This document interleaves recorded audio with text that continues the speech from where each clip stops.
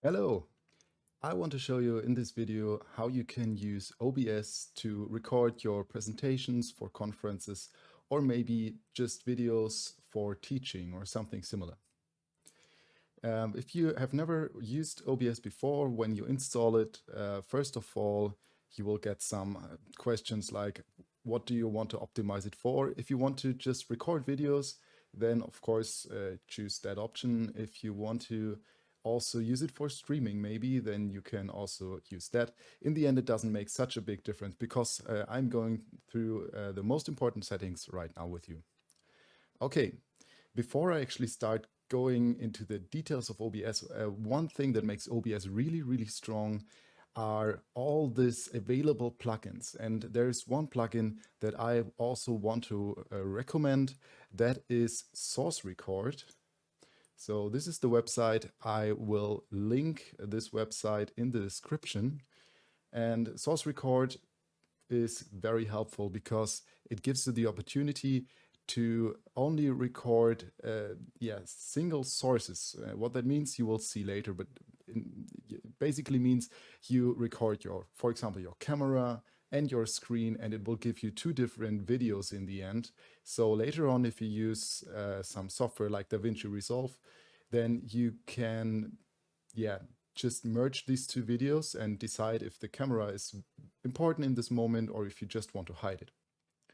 Okay, let's have a look at OBS. And the first thing that many people are confused by is, okay, I want to open the settings. Where are the settings? People usually look up here, but actually the settings are on the exact opposite. They're in the bottom right, and there you find something called settings. Okay, if we go in here, you see you have several parts. The general, I don't think there's anything important for us here. You can just leave all as it is. The streaming, well, I don't show you how to stream with OBS today, so streaming is not important for us. What is important is output. And the first important thing is that you set the output mode to advanced. I cannot change anything right now because I'm recording, but usually when you start, it's in basic. Just switch this over to advanced. Then we have the encoder. If you have an NVIDIA GPU, I recommend to use this for the encoder. You can also use your CPU. It doesn't make such a big difference because we're not using the PC a lot during the presentation, so it doesn't make that a big difference. But I don't know. I just like the NVIDIA encoder, so it's just personal preference maybe. But I still would say if you have it, just use your GPU. That's what it made for. Is made for. Rescale output we don't need at all. Then rate control is usually set to CBR by default. An important setting is the bit rate, and I usually set it to 8,000 kilobytes per second. You can play around with it and try it out. As you're just recording, and usually a conference video is rather short, you can go up high with this number. Basically, this means how much is the video compressed, you could say. So the less the kilobytes per second are, the less the bitrate is, then the video is kind of more compressed. And that's usually what you do not want in your raw material. You can compress it later on when you have processed your video, but the input should be on a good quality. So I would put this number up rather high. I also had a video where I had in a presentation some fast transitions between slides, and then actually 8,000 wasn't enough to capture that nicely, so I actually went up to 20,000. So just so you know, maybe 8,000 is not even enough depending on what you are going to present. The next thing I would say set is the keyframe interval, which is usually at 0. I set it to 2. That's just a recommendation I have from the internet, and I have good experience with it. I just stick to it. Okay, the rest is not that important, I would say. Then let's move over to the audio. The first thing here is the sample rate. Now, it depends on where you want to use this video. I had it for a conference before that they actually decided they want to have a fixed sample rate for all the videos. So if you have this in a wrong setting, it's not that a big deal. Your audio will suffer a bit, but honestly, I don't hear the difference. So it might be there are people that hear the difference if they record in a wrong sample rate, and if they afterwards switch it to another. It makes sense that you lose something, but I don't hear the difference. So I think it's not that a big deal. Anyways, if you have some recommendations how you should have this, like if your conference says you should have it on 48, set it to 48 here, then you don't have to think about it later on. Otherwise, if you don't have any recommendations or preferences from the conference, you should set it to what your audio interface is giving you. Then it's just synced up and you don't lose anything before. You see, like whenever you change the sample rate, you will lose some quality. If you do it often enough, then for sure at some point it gets bad. So try to keep the quality as long as you can on a high level. Okay, besides that, we have the global audio devices, and usually you have the desktop audio by default, I think, when you set up OBS. I usually disable all my global audio devices. I don't want global audio, I just take care of it locally in my scenes. Okay, next is the video. There you should set it to the screen resolution. The base canvas resolution should be your screen resolution. And for recording a video, I would say just put the output to the same resolution. If your screen resolution is higher than 1080p, it might make sense to have a scaled output resolution that is then 1080p. The scaled output resolution is what you are recording later on. Maybe you have seen it before in the output here. We also have this rescale output. I never used this. I just set it in the video section here and have my scaled output here. So I have another screen that is 2K, so 1440p. If I would use this for the recording, then I would use the scaled resolution for the output. Okay, besides that, FPS values I usually would set to 60, especially if you have a camera, if you have a face cam in it. Then 30, the camera does not look that crisp anymore. Hotkeys we don't need, and in advanced I don't think we need anything either. Maybe the only thing would be that for the file formatting, this is the name of your recording. So this is the timestamp, and I put in front of it the record so that I know that's my record. Why I set this here, you will see later on. Yeah, talking about output, that is in the, no, that's in the recording here, over here. Oh, I didn't even go over here. In the output, in the recording, you see there is the recording path. That is where your videos, all your recording will be stored here. So if you record something and afterwards don't know where it is, just check up in the settings where it actually stores your videos, and maybe beforehand set this to a folder where you want to have your recordings. Okay. Another thing might be of interest, the recording format. People tend to want to have it in MP4 directly. You shouldn't do that. Stay with MKV. And later on, it's very easy to switch it to MP4. The problem with MP4 is if you record a video, and let's say you're recording for 20 minutes, and then for some reason, your PC crashes. If you have it on MP4, there is no video in the end. If you have it on MKV, the video up to the point where your PC crashed is recorded.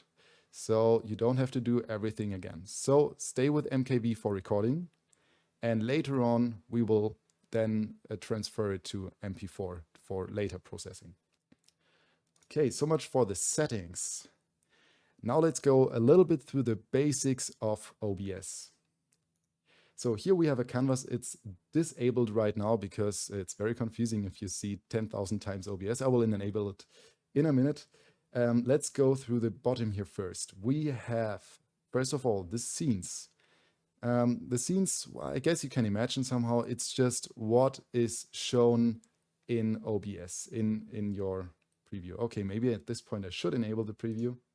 So now you see my video here in here, and a lot of time OBS, because I capture my whole screen and OBS is on the screen, and here you see the preview.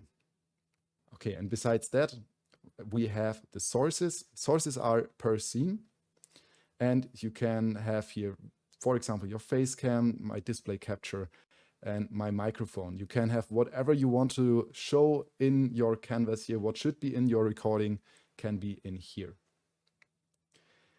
The other important thing then is the audio mixer that is on here. For me, it's on the right. I think in the default setting, it's in the bottom.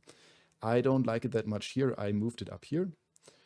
By the way, all the windows you can just move around, drag around, and place wherever you want. And yeah, for the audio mixer, these are all the audio sources that are recorded. And for me already, you can see there are two audio sources. One is the microphone and the other one is the face cam. And you see face cam is gray. The reason is I don't want to have the sound of the face cam in my recording. So I deactivated the sound here. Yeah, more about the audio later. Just so you know, I don't need the face cam, so I basically deactivate it here. And if you don't even want to see it, you can also do this by clicking on this gear icon and just say, hide the face cam. I just did this right now, so face cam doesn't bother me anymore because I'm not using it anyways, and then it's just not in the way.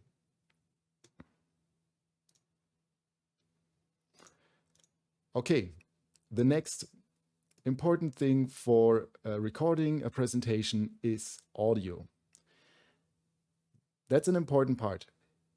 Audio is more important than video. Just keep this in mind. Low video quality, that's annoying, that's for sure. But a low audio quality is just torture for everyone that has to listen to it. So if you want to invest in something, before you buy a nice camera or whatever you want to buy a microphone. You get microphones with a very decent quality for less than 100 euros. And if you have a group of researchers, then you don't need to record every day, everyone every day, right? So basically having one good microphone for your whole team should be totally fine. And this 100 euros is definitely worth it. So much about the microphone. And now let's go through the settings, because if you just add your microphone here in the sources, so here you can add a source and then say you want to have an audio input capture. That's the right one, yeah. And you can then create a new one, or, well, I have my microphone already here. So I will cancel this one and show you my settings here. So right click on my microphone. By the way, if you wonder about the colors here, you can set a color for all the sources by setting color here. Many people don't know this. I think it makes OBS just look a bit more nice, just a bit more appealing, and also helps a lot if you say you have several audio sources that you have them in one color. It makes it easier to identify. Here it's basically, I just played around with the colors because I have 4 sources. It's not really needed. Okay, the important things here for your settings usually is filters and properties. If I go to properties, these are my, oh, that's my microphone, yeah. These are the properties like for which device I'm using. I'm using my audio interface and yeah, use device timestamps. I don't know, I never used it. I don't think it's necessary here.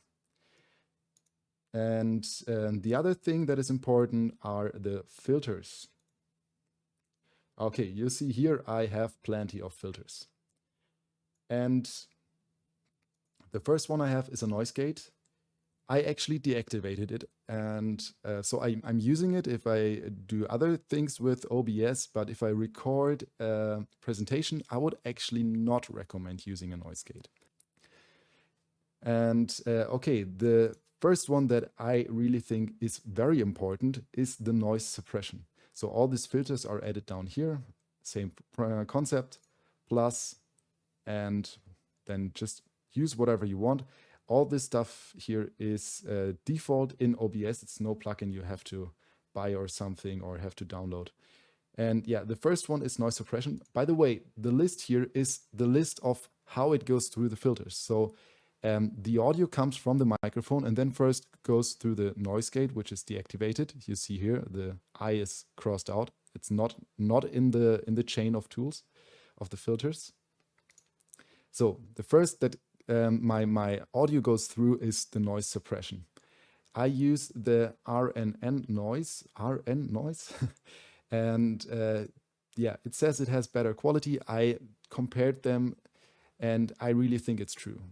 So I just stick to RN noise, and I don't see a reason to use the other. So I would recommend just using this one. The next one is a compressor.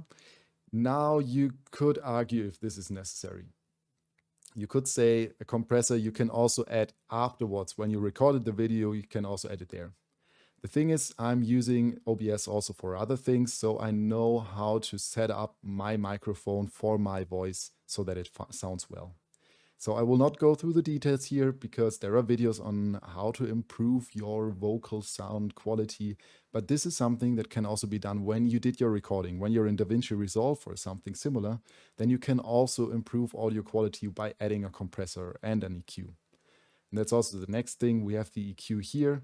I use the TDR Nova, which is not open source, I think, but you can download it for free. And I can show you what the plugin looks like. And that's what I did with my EQ. And basically, the most important thing is I removed all the low frequencies. I pushed a little bit of the mid, and I increased the high frequencies. High frequencies make my voice sound a bit more crisp, and boosting the mids, this is important. This has to be adjusted to your voice. Depending on where your standard range is somehow located. For me, I realized it's around 400 Hertz, but it really depends. For some it's lower, for some it's higher.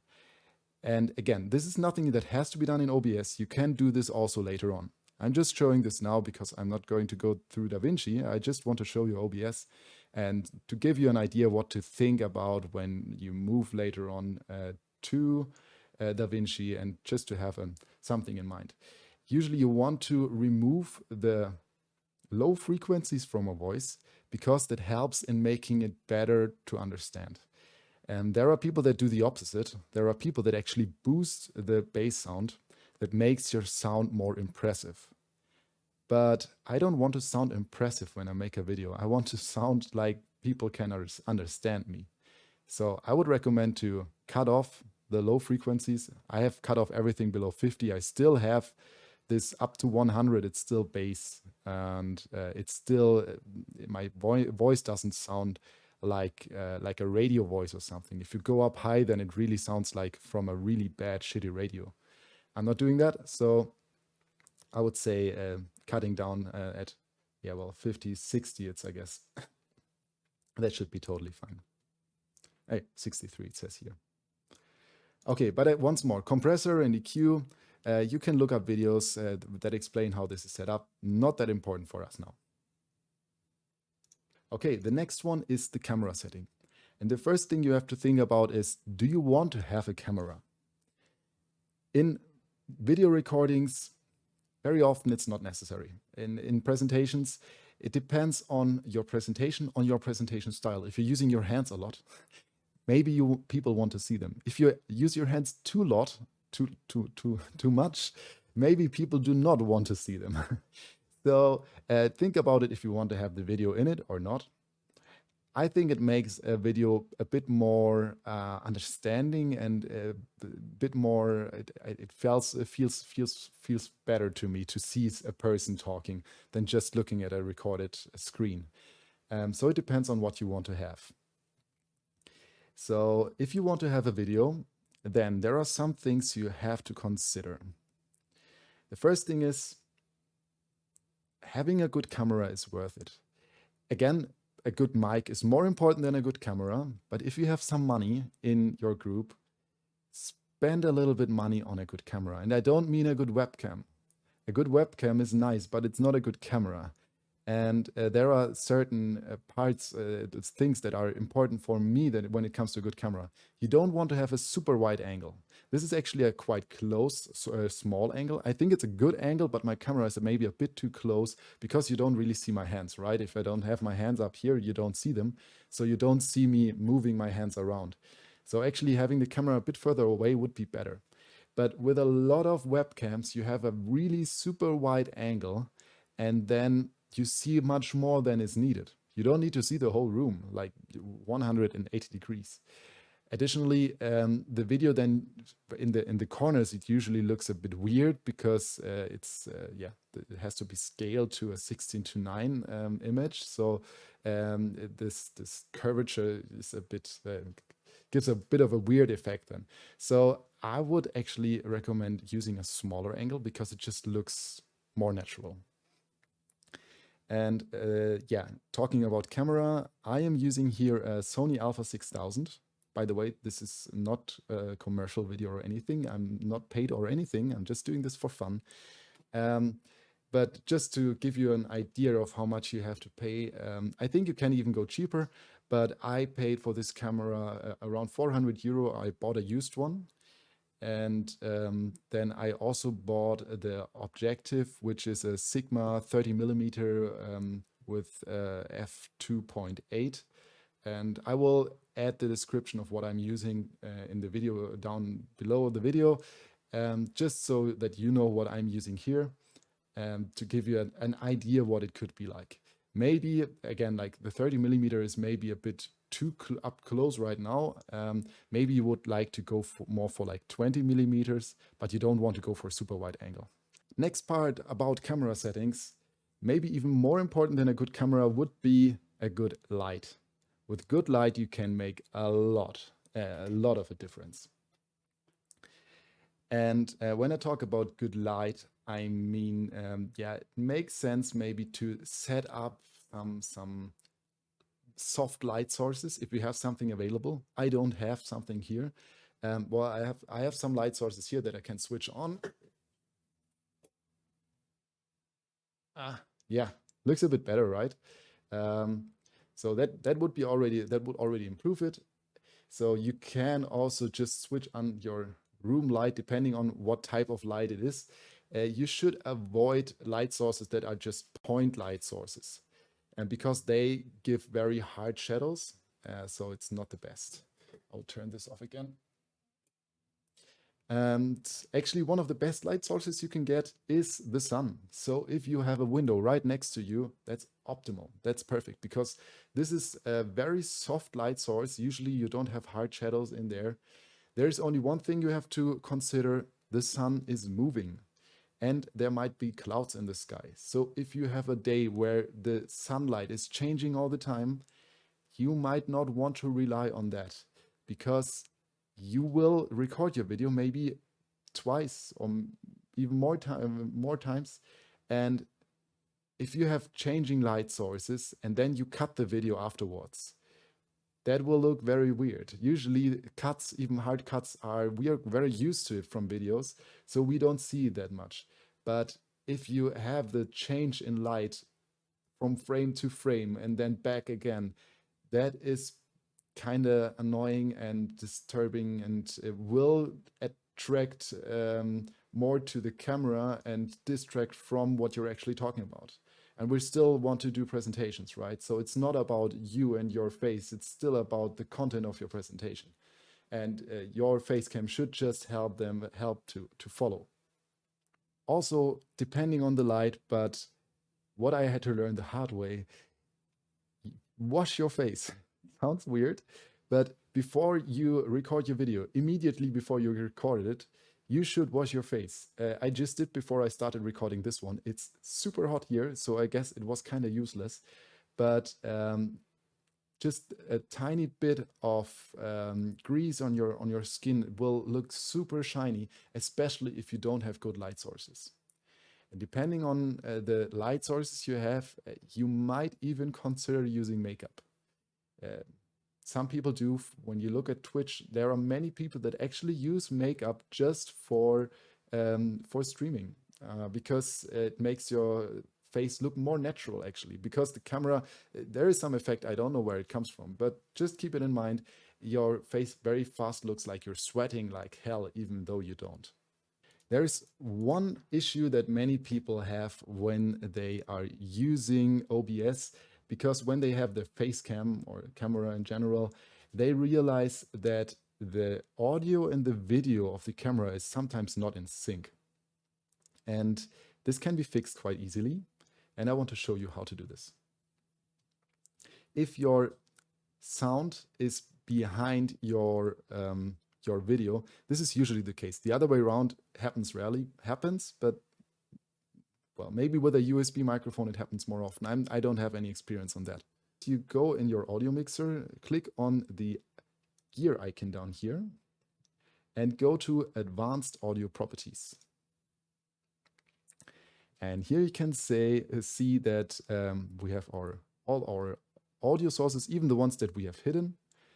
And then we have the sync offset. That's the important one. Maybe also important to you if you have a microphone, you want to have this in mono, not in stereo.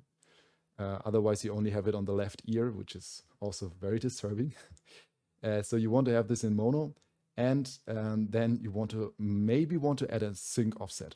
The sync offset means that it's a delay on what is coming in. If your microphone is faster than your video, you want to slow down your microphone. You want to give your video some kind of early start, or hold back your microphone for a moment.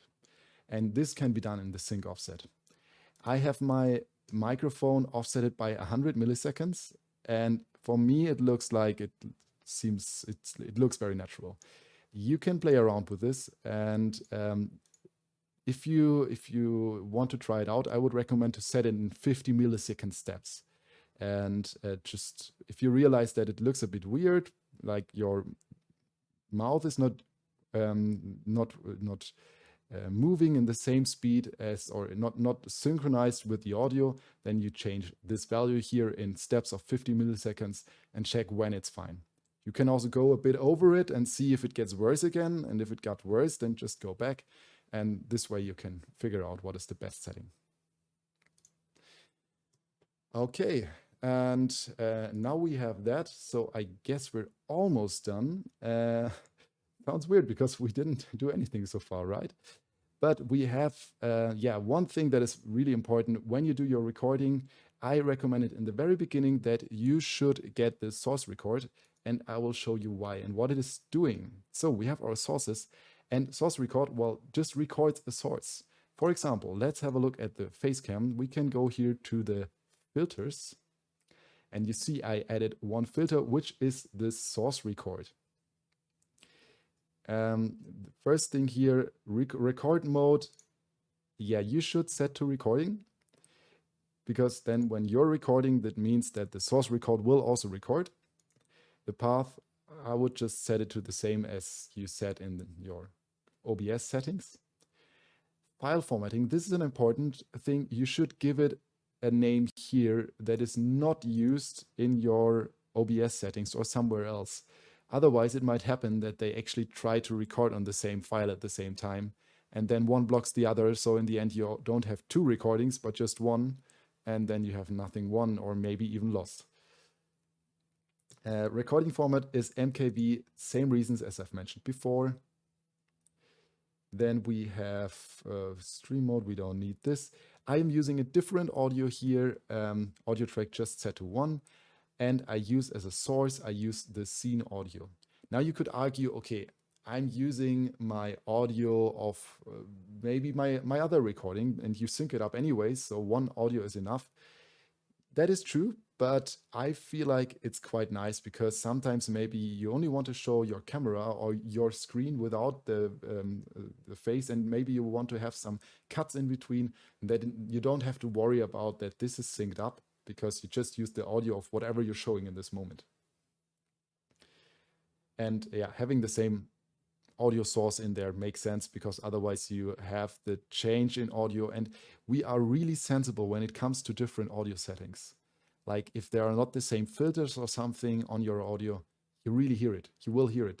When there are people that recorded something, later on they realized, oh, they forgot to say something, and then they added a sentence in between. If it's not the perfectly same setup, you will hear the difference. So yeah, I would recommend to have this here. And down here we have the encoder. See here, I have it on software, not on NVIDIA. So I have to change that. But yeah, the encoder here is in rate control CBR standard. Bitrate, again, I set up to 8000 and key interval to 2. So I have the same settings here as I have in my OBS settings. Yeah, and there's the one thing I almost forgot. If you want to have your video now in MP4, because the recording is in MKV by now, you can do this directly in OBS too. By saying, we go here, up file, and then say Remux recordings. And then you can add files up here. You can also delete them. Add a file here, for example, this one, I don't know. And just say Remux. It will remux all the recordings you have in here. You can also add up multiple here by just selecting several. And then just say Remux, and it will automatically give you an MP4 version of that video. Yeah, that's it. And yeah, there's a lot of stuff you can do later on in the post-processing when you cut the video. But I'm not even an expert on OBS, but I'm definitely not an expert on DaVinci Resolve or whatever you want to use. So I will not do a video on this because it would just be other people can do it better. Believe me, you can find videos on that. I'm pretty sure. So I hope this was somehow useful for you, and yeah, have fun recording your presentations. And then see you on the next conference, or I hope I can see your videos up on YouTube at some point. And yeah, have a nice day. Goodbye.